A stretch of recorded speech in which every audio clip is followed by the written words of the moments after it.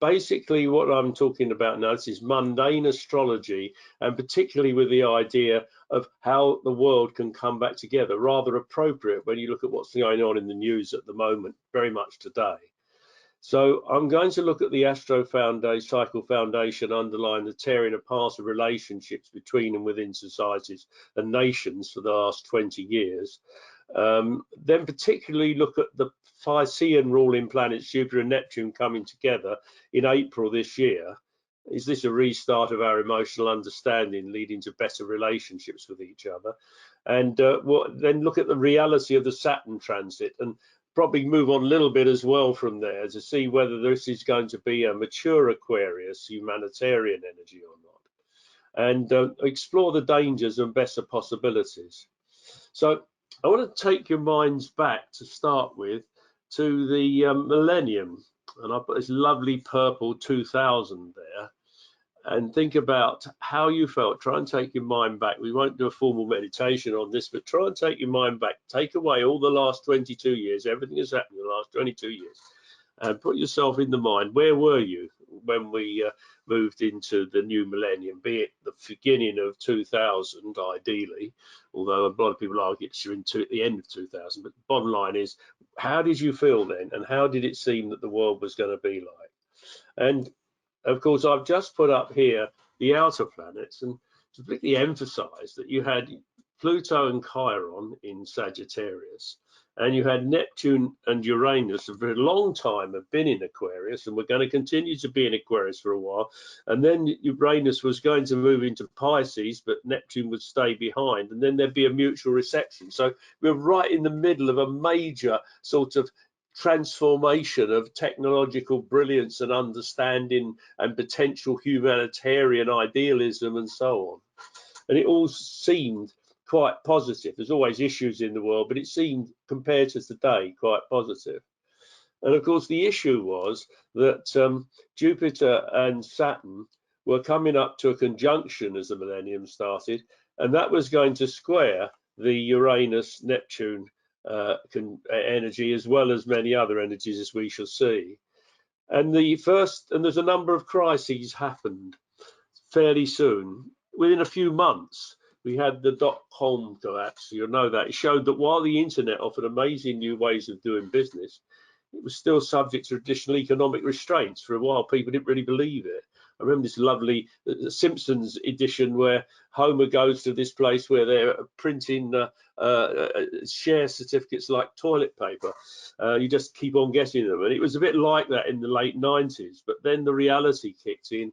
The ingenious attempt, you can see here this incredible concentration of Aquarian energy at the beginning of the dot-com collapse, and the build-up, the potential build-up, this Aquarian energy coming to the point where all the inner planets and Jupiter and Saturn were all in Taurus in a square to Uranus and Neptune. And this was the period, these months of collapse of the financial markets, followed by ingenious attempts to manipulate them. And that was going to follow and dominate the next 20 years, as we shall see, and get us into the situation we are now, further and further away from sustainability. And then, of course, came the 9/11 attack.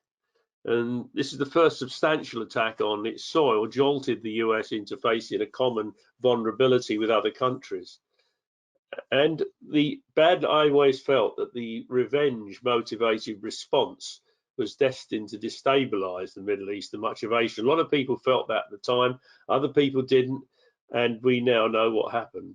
And of course, what one has to understand here was it wasn't just what happened in 9/11, but where Saturn was when that happened, and how Saturn then moved on over the next 2.5 years to conjunct all the United States Cancer planets, and right the way up to it conjuncting the node in the North Node. And so the whole transformation of relationships from incredible sympathy with Jupiter on the Sun at the time of the totality, and the way that Saturn came in and all the problems that ensued as a result of that Saturn energy going across the 7th, 8th house of the EOS chart. And then, of course, on the other side, an even longer term, was the Pluto, which was on the ascendance at the time of the atrocity, moving slowly on and on and on and on to where it is today, about to go into Aquarius, and in that opposing all this Cancer energy. It's so clear the trauma that has followed on from that attack with all the responses to it. And then, of course, this built as this avoidance of the consequences or the lessons of the year 2000 in the economic led to the creation of unbridled debt, the manipulation, particularly the property market, which led to the collapse of the Capricorn ingress into the Pluto's ingress into Capricorn. You can see that this was a big material concentration when it started at the beginning of the year, and the end of the year was a time of, well, the banks have gone bust in a way, but we can't allow everyone to lose their money, so we will have to create more and more debt. And you study the chart of Gordon Brown, the then Prime Minister of Britain, his attempt to avoid the suffering, because he's got 6 planets in Pisces in the 12th house, and there's this incredible creation of debt. We'll see more about that later, which really sort of led on the economic pressure.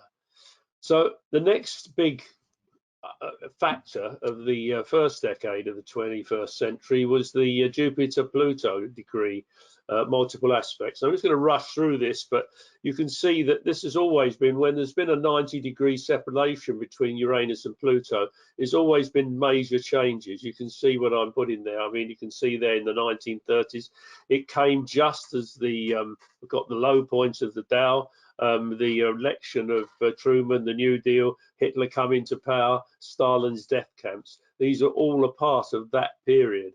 And then in the mid-60s, you've got the flower power, civil rights, cultural revolution in China, and revolution in the world as a whole. And this is the beginning of a new Uranus-Pluto cycle, which we're building up at the moment. And then this terrible time from 2012 until 2015 of 7 hits of squares between Uranus and Pluto. And there you had the Arab Spring, disquiet with liberal democracy, resurgence of Russia, Brexit in the UK, the election of Donald Trump. It led to that in just a year or so afterwards. This tremendous feeling of bitterness and resentment and upheaval and lack of control. And the climatic consequences sows the seeds of that were started off in a way in the 1966-65, the beginning of this cycle. The crisis of identity, people wanting to make things wonderful happen, but not knowing how to do it, and in some ways trying to make things better, making things worse. As I said, I could give a long talk on the details of this, but I just want to give some background at the moment. So then we come to the consequences, because in the following year, a couple of years, you had this a grand cross in mutable signs between Neptune, Saturn, and Jupiter. Well, the Mercury triggered it into a cross, but it was a T-square for a long time. And this is mutable: sympathy, confusion, misunderstanding, restriction. You know, there's incredible sort of it's the beginning, if you like, of an ambiguous schism of misinformation. The residue of the archaic upheaval of the Uranus-Pluto squares used, driven by this mutable grand cross, leads to schism, misinformation, and ill-considered decisions. As you get the election in America, this is quite interesting. On the day of the election of Donald Trump, you can see this interesting square between the mutable planets of Saturn and Venus and the Pisces energy, and there's a tremendous emotional sense of me first and my suffering and look after my suffering sort of energy. It is all boiled up from the earlier charts that I showed you. And so we came to the vernal equinox in 2020, and the Capricorn in Pluto and Capricorn breakdown in global order, which was ongoing from 2008.